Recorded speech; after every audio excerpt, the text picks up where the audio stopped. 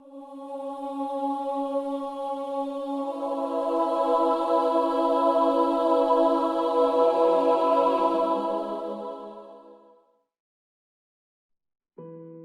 to recover from witnessing Luna die so tragically.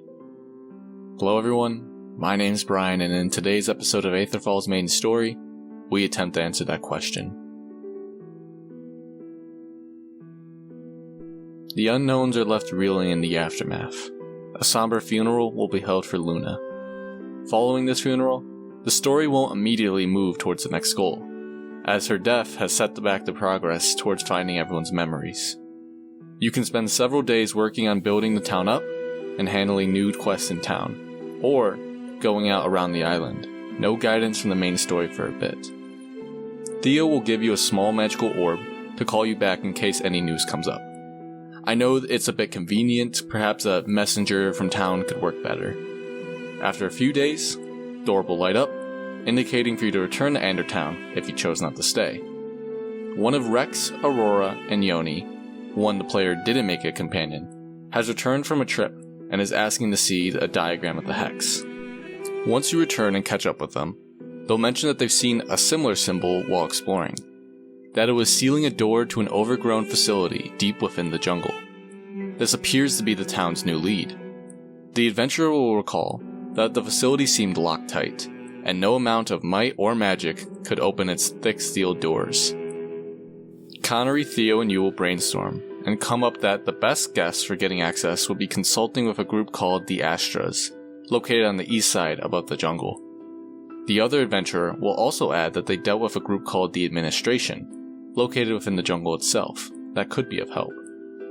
You can choose to proceed with either option. The adventurer will ask to tag along with you, and you can choose between them, the companion you've already been traveling with, or go about it solo. The Astras are located on the far northeast side of the island, at a former rocket testing facility. The Astras are an interesting group. They're small in size, but are highly trained, intelligent, and have an advanced grip of technology.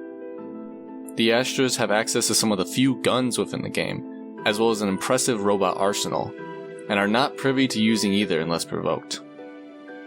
Talking with the group, they'll explain that they do not have the key to the facility, but suspect the Administration do have access to it, being so close to it and preventing the Astras from exploring what's inside. The Administration is one of the few groups of people crazy enough to stay within the jungle itself. Due to living there, the group has a high resistance and attunement to magic. The Administration is dedicated to researching and controlling all sources of Aether magic.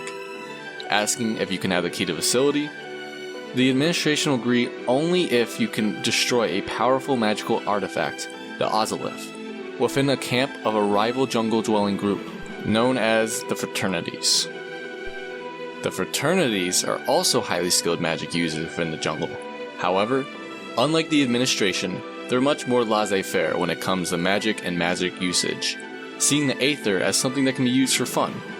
Speaking with the Fraternities, they'll mention that they need help dealing with the Astras, who keep taking cool stuff within the Fraternities' town.